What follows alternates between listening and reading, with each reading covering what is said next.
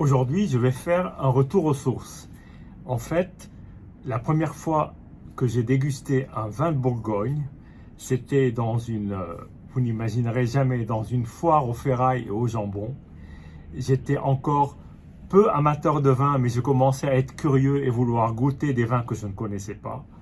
Et j'avais été éduqué au départ au vin de Bordeaux, comme beaucoup de gens, et j'imagine que certains se reconnaîtront.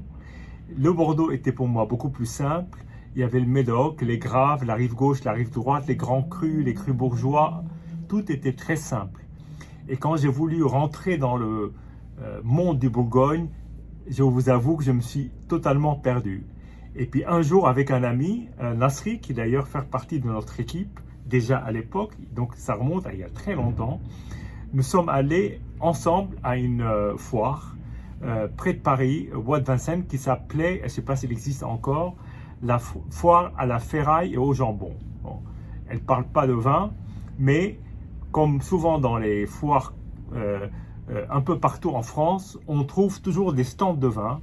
Et là, il y avait un stand qui proposait à la dégustation des vins de Bourgogne. Et je me suis laissé tenter avec mon ami Nasri et nous avons goûté pour la première fois. Et j'avoue qu'à l'époque, ça m'a beaucoup marqué parce que le vin était tellement différent de ce que j'avais l'habitude de déguster, c'est-à-dire des vins de Cabernet ou de Merlot, beaucoup plus noir déjà de couleur. Là, il était très clair et ça m'a un peu dérouté, mais j'ai trouvé quand même un côté parfumé que je n'avais pas encore réussi à détecter dans des vins du Bordelais. Et pour moi, ça a été une énorme surprise de goûter un vin et l'appellation que je ne connaissais absolument pas du tout à l'époque et que peut-être certains d'entre vous connaissent très peu, c'est l'appellation Pernand-Vergelès. Alors ça m'a marqué, je me rappelle que le millésime était 1983, ça c'est resté. Le producteur, je ne m'en souviens plus, je ne l'ai plus jamais revu, je me demande même si j'ai acheté des bouteilles. Mais en tout état de cause, j'ai toujours eu un attachement particulier à cette appellation, sans doute à cause du fait que c'était la toute première expérience bourguignonne. Et comme je reviens tout le temps, enfin, la Bourgogne pour moi est, je dirais, presque une Madeleine de Proust, même si j'ai commencé très tard par rapport à une Madeleine de Proust à en déguster, ça reste pour moi le souvenir de ces premières gorgées sur cette foire de la ferraille et du jambon, sans doute dans les années 80. Voilà, comme ça vous vous situez, c'était un vin jeune pour l'époque, mais j'avais trouvé vraiment qu'il y avait quelque chose de sympa et de radicalement différent de ce que j'avais pu déguster jusque-là. Et donc, quand un jour, je vois qu'il y a un nouveau domaine qui propose des pernants, je garde tout le temps les pernants, c'est comme une idée fixe. Essayer de trouver le bon pernant. Alors, j'en ai trouvé dans un domaine qui s'appelle Chandon de Bréhaille, qui a été commenté ici par Hassan. Et puis, je suis tombé sur un domaine que je connaissais pas du tout. D'ailleurs, c'était son premier millésime, c'est le domaine Les Aurets, Aganip-les Aurets. Alors, le domaine Les Aurets, c'est l'œuvre d'une vigneronne qui s'appelle Katharina Sade, qui est d'origine allemande, qui est en couple avec un Français qui s'appelle Guillaume. Je ne l'ai encore jamais rencontré, j'ai eu l'occasion d'échanger avec elle par email. Et Katharina a lancé son premier millésime en 2019. Elle est établie à Beaune, donc on est en plein dans la côte de Beaune. Elle a des cuvées de coteaux bourguignons, de Bourgogne, rouge et rosé, alors une majorité de pinot noir. Elle n'a pas de chardonnay. Alors je vais quand même faire un petit parallèle en disant que la commune de Pernand-Vergelès, si vous regardez sur une carte, jouxte celle d'Alox-Courton. Donc on est tout près en fait entre la commune et les premiers crus de Pernand. On jouxte les parcelles et les climats de Courton-Charlemagne. Et donc Courton-Charlemagne est un des sommets du Chardonnay. Mais dans le domaine de Katharina Sade, les Aurets, il n'y a pas de Chardonnay. En revanche, elle a des cuvées de Bourgogne-Aligoté, qui est l'autre cépage blanc, moins connu, moins prestigieux, mais je vous assure qu'un excellent à ligoter, mais j'y reviendrai, peut valoir de très grands Bourgogne de Chardonnay. Voilà, parenthèse fermée, on revient donc sur les Aurais. Et donc à l'époque, un caviste proposait ces vins. J'ai vu Pernand, j'ai sauté sur l'occasion et donc j'ai eu donc l'opportunité d'avoir la toute première cuvée, les toutes premières cuvées de Catherine Assad. Et donc j'ai goûté et j'ai adoré. Et là, quand j'ai été à Beaune il y a très peu de temps, je suis allé dans un restaurant, d'ailleurs sur ses conseils, parce qu'il m'avait dit qu'on pouvait trouver ces vins dans ce restaurant, et j'ai trouvé un Pernand Vergelès 2021, dernier millésime qui est sorti, je crois, parce que 2022 ou vient de sortir, ou n'est peut-être pas encore tout à fait sorti, je ne sais plus, mais en tout cas 2021, premier cru, les Fichots. Donc voici la bouteille que j'ai donc commencé à déguster au restaurant. Et évidemment, j'adore la déguster sur plusieurs jours. Donc, je suis reparti avec la bouteille entamée et je me suis dit que ce serait une belle occasion de redécouvrir cette cuvée avec vous aujourd'hui.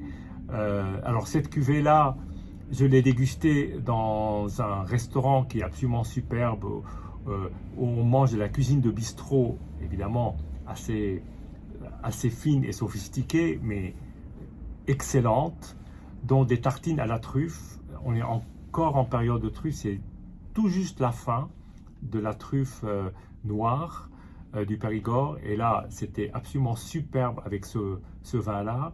Et ensuite, sur une pièce de viande. Et là, c'était magnifique comme mariage. Maintenant, je vous avoue que il m'arrive parfois de pas bien assortir le vin et le plat. Je préfère en fait un très bon plat et un très bon vin, a priori pas forcément parfaitement assorti, que un plat et un vin parfaitement assortis et pas forcément superbe. Et voilà, ça c'est ma façon de voir les choses. J'aime bien dans un restaurant choisir le vin et parfois choisir la nourriture en fonction ou parfois indépendamment en tout cas. Là, il se trouve que c'était un très beau mariage et nous nous sommes absolument régalés. Alors 2021 est une année difficile. Il y a eu beaucoup moins de récoltes.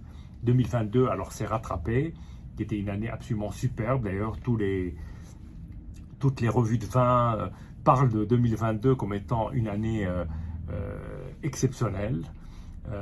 Je veux bien le croire, je n'ai pas encore eu l'occasion de le goûter, mais ça va arriver. Là, restons sur 2021, il y a eu du gel, il y a eu une récolte beaucoup plus faible, beaucoup moins de quantité, ce qui a évidemment maintenu les prix déjà très élevés en Bourgogne à un niveau élevé.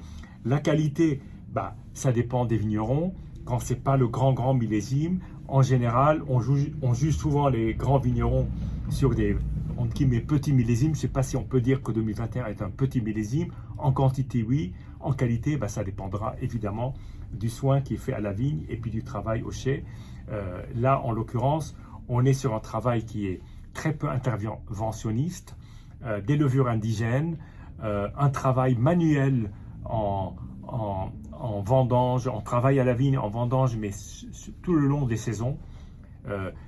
C'est pas une grande propriété, donc avec quelqu'un qui est extrêmement méticuleux, et puis au chai, intervention minimum dans l'élevage, des levures indigènes, très peu de soufre, uniquement à la mise en bouteille, pas du tout pendant le processus de vinification, et à dose extrêmement faible.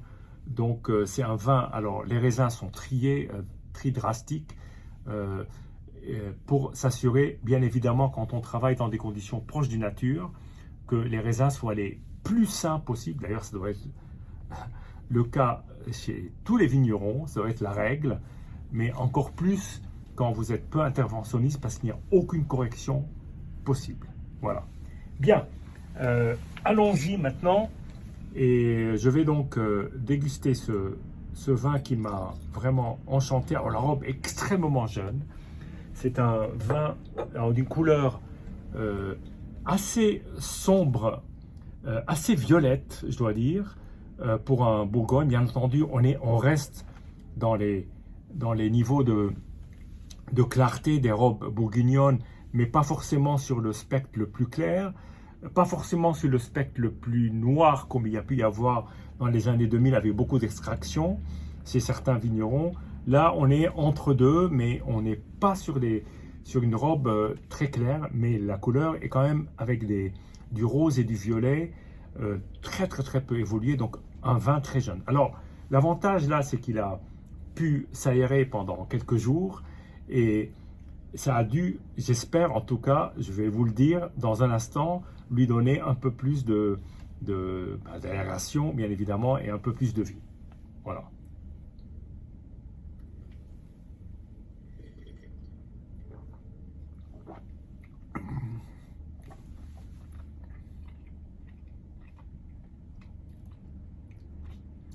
Alors, la toute première chose qui m'intéresse, lorsque je goûte un vin sur plusieurs jours, là en l'occurrence, il s'est passé pratiquement une semaine, simplement rebouché, debout, dans une cave fraîche, c'est tout. Et là, ce que je peux vous dire, c'est qu'il est d'une splendeur magnifique. Il n'y a aucun signe d'évolution négative, si je puis dire. C'est-à-dire que c'est un vin qui continue son cheminement, qui est un vin vivant, qui continue son cheminement et qui a, malgré le peu d'interventionnisme, et surtout peut-être grâce au peu d'interventionnisme et du fait qu'il soit peu soufré, fait que ce vin passe incroyablement les journées sans être abîmé, si je puis dire, parce qu'il est encore parfait. Alors maintenant, je vais essayer de me concentrer un peu plus sur les arômes pour essayer de vous partager ce que je ressens avec ce vin qui a beaucoup de choses à raconter.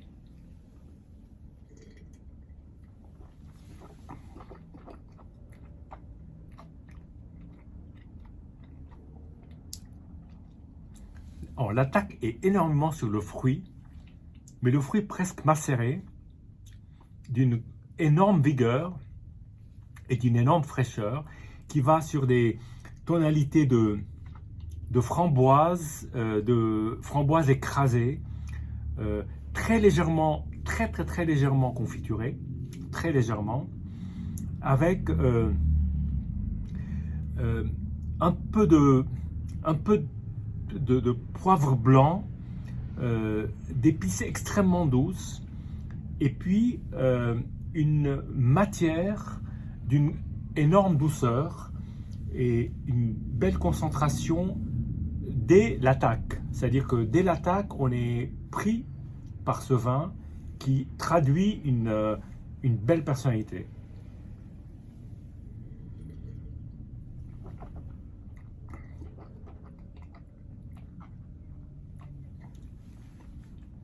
Alors, une matière assez tannique, avec des tanins très fins. On sent bien l'apport en fait des peaux de raisin dans le vin. Alors je ne sais pas comment c'est exactement vinifié parce que je n'ai jamais encore été visiter le domaine, j'espère le visiter un jour, mais je vois bien qu'il y a un travail d'ailleurs il y a une belle coloration, hein. Il y a un travail de belle macération qui donne cette assise de tanin avec une acidité qui est juste ce qu'il faut, sans laisser de goût, parfois un peu, quand l'acidité est un peu trop forte, elle est au devant, là, elle soutient le vin, et il y a ce côté extrêmement fruité, riche en matière, mais à la fois avec une certaine légèreté, un certain côté aérien, et une très belle finale d'une grande douceur.